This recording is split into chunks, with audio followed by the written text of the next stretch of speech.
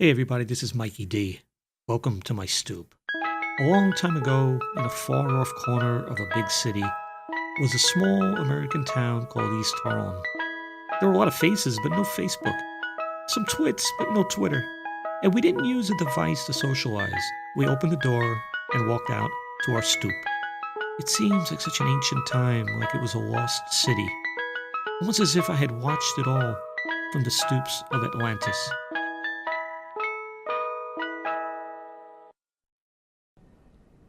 Episode 8 The Whacking of Mr. M.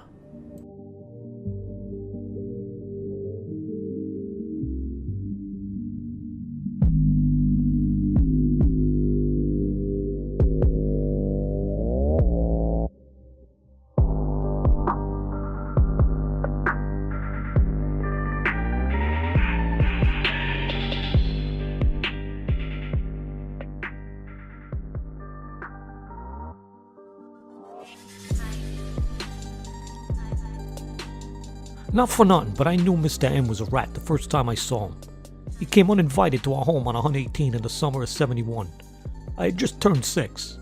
The Beatles had only broken up a year ago. Yeah, that's right, the freaking Beatles were still a thing just last Christmas. Vietnam was still raging. And there were rats everywhere. Rats are now welcome in most places, but in East Harlem it was the biggest badge of dishonor one could wear. Especially in the '70s. Yeah, this student God's Mr. M was a rat.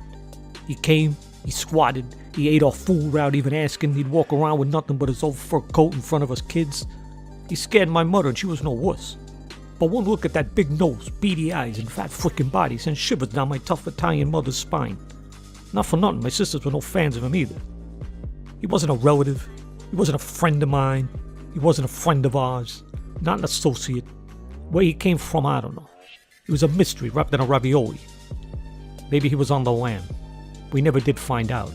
But my dad came to the same conclusion we all did. He was bad news. Mr. M had to be whacked.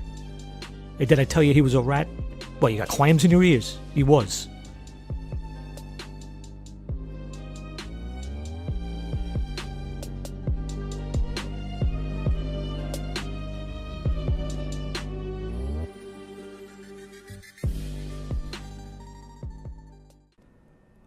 Roaches and mice were something you dealt with.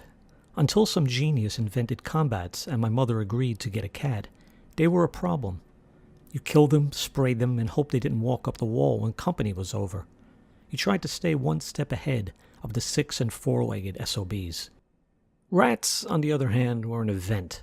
You had a rat. They were the uninvited guests.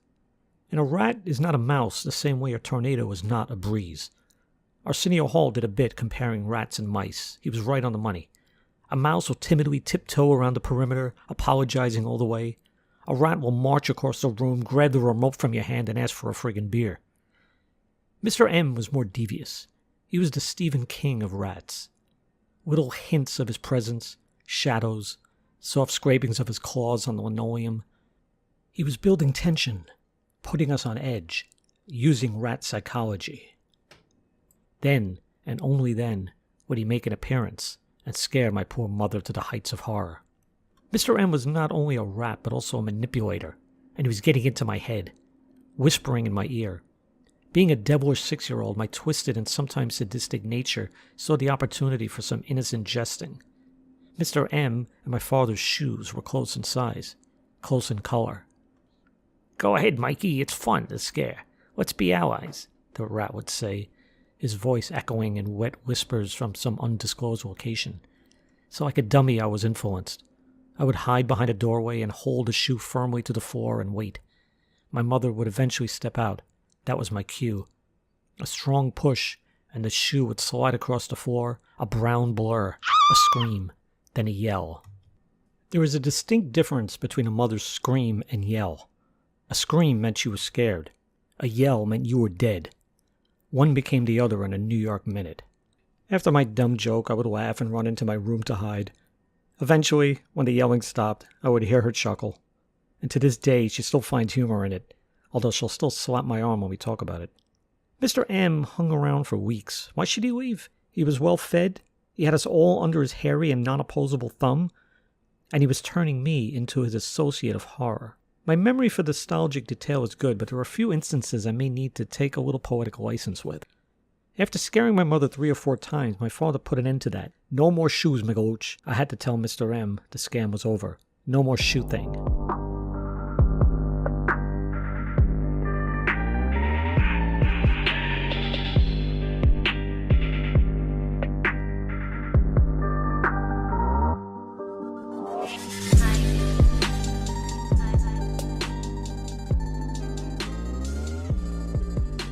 Mr. M was annoyed. He said I was being the rat, losing my loyalty. I told him my loyalty was for my family, my crew, and not some rat for who knows whereville. We needed a sit-down. Yeah, Mr. M, me, and my dog Gypsy. Yeah, Mr. M, he was concerned for his safety. He was scared Gypsy would bite his head off. So he said an associate was coming for his protection, some pigeon named Machiavelli. It took place at 4 a.m. on the dark end of 118 near the Washburn factory. At 4 a.m., the street was desolate, dusty place like a movie. Gypsy's claws were echoing on the cobblestones. She walked ahead of me. My steps were muffled by my feety pajamas. Yeah, I wore feety pajamas. You got a problem with that? I'm pretty sure I saw Booby Cooey standing on the corner with a Chinese dwarf in a Napoleon hat. They were admiring some Park Studebaker that belonged to Danny Dunn. We stood there alone, like 2 jadroos, and at first we thought we were stood up. Or maybe there was more like we were set up. We better get back, Gypsy said. She was as loyal as they come. But then I see this bird. It wasn't a pigeon, it was a parrot. A big green parrot, waddling down the cobblestones like some frickin' T-Rex wannabe. Who are you, I asked. I'm talking for Mr. N. He's feeling a little skiffooey. Worried that dog is gonna whack him. He's behind the Chevy. You think I'm gonna let Gypsy give him a mats here? Get out of here. He has an offer, the bird said. We was waiting. The parrot looked at me, tilted its green head. He wants maybe you still do the shoot thing, but maybe just once, twice a week. And the traps, how's about popping them so we could eat the cheese and not worry his nose is going to get snapped off? I can't do that. My dad will kill me. He's the boss. So how's about you put some cheese next to the trap? Maybe you throw one of your shoes instead of the old man's. I looked at Gypsy and she shook her muzzle no. I can't do that. You've got to give me something, Mr. M said from behind the car. It's only right. Hey, you moved into our territory without asking, Gypsy barked. You owe me. I know people. I could cause problems for you, Mr. M said. No shoes, no food. I owe you Fugats on toast. You're gonna regret this, Mikey D. Mr. M stepped out from the Chevy's front tire and he waved to the parrot. Let's go. Gypsy laughed and barked. Yeah, go get your shine box. Hey, Polly, I said. How about you? Want a cracker? Here's a firecracker. I took a pack of firecrackers from my pocket, lit it. And with the fuse sizzling, I threw it at them. 20 wild pops echoed down the street. Mr. M took off and the parrot flew high over the avenue. Me and Gypsy thought about getting some beats.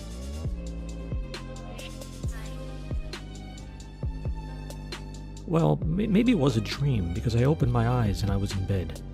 The sit-down, wherever it took place, had accomplished nothing, so I decided to try to get back into my mother's good graces by putting my imagination to a more constructive use. No more shoes. I would have to help whack Mr. M. I must confess no one paved the road to my door with my new twist on the mousetrap, but my super magnetic rat trap did work, sort of. I was always making things as a kid, a mad inventor. A mini version of the mad scientist with a Beatles haircut. I had the materials needed to neutralize Mr. M. Some sticks from a Tinker Toy, a number of logs from a Lincoln log set, some rubber bands, and most importantly, a large U-shaped magnet. After scouting the apartment for the best location to construct my Rube Goldberg contraption, I settled on the open area under the kitchen sink. From what I recall, the magnet acted as the main support for the food-holding part of the trap, as well as the conch on the head device, like a coyote hunting a roadrunner with an anvil. I placed a piece of Sunny Doodle as bait, took one last gawk at my handiwork, and I was impressed at my engineering and theoretical knowledge of rodent massacring technique. Then I went to bed. The next morning I awoke as usual, but there was an almost audible buzz in my stomach, like Christmas morning. But it couldn't be. I could feel the heat of the summer morning sun coming through the window of my small, narrow bedroom. Why did I feel excited? Was there a picnic planned? A trip to Palisades Amusement Park? No, the trap. I got up, raced in toward the kitchen, but I stopped in my tracks at the door. There might be a bloody mess under the sink. Rat brains and Sunny Doodle crumbs. Nasty. I peeked around the doorframe. No brains. No blood. But wait, the magnet was on the floor. A bite was taken from the yellow cupcake. It worked. Well, sort of. There was no rat in sight. Mr. M's body was not there. But wait, maybe my father had already disposed of it. No, Mike, he bemoaned. But your invention worked. Give it another try. My father always encouraged my imagination, no matter how out there it was. I pouted, but I managed to smile. Rats. I might be remembering this wrong, but I think there was a note, scribbled in rodent droppings, on the wall under the sink that said something to the effect of, "Nice try, punk. Just watch your back the next time you reach for a Twinkie."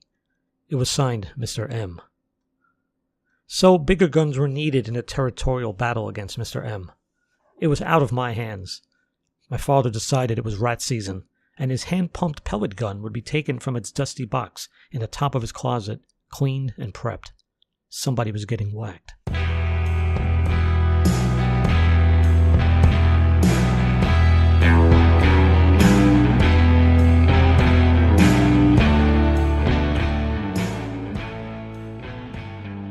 My dad positioned himself on the sofa where he'd have a clear, unimpeded shot at the doorway between the living room and the kitchen.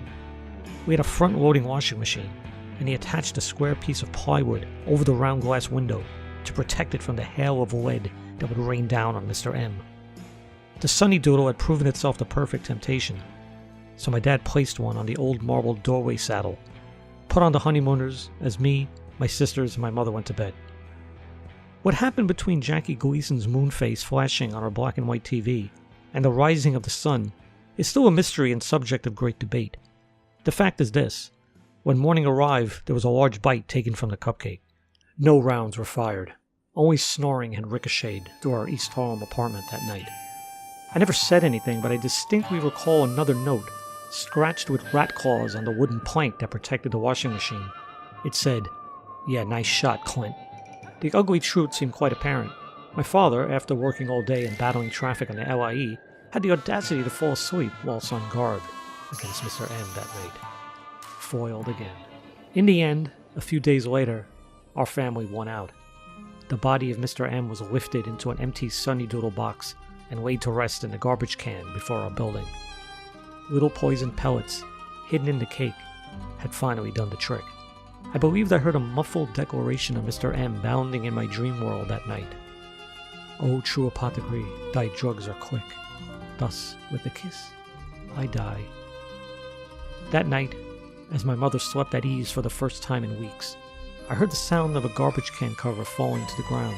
I peeked out the window, down to the front gate. It was a quiet and cool early September night. The shadowy figure of Mr. M, partially lit by the yellow streetlight, trotted confidently towards Pleasant. I am pretty sure he turned my way and flashed me the bird. Well, old rats never die. They just wander off into the shadows of legend, like the stoops of Atlantis.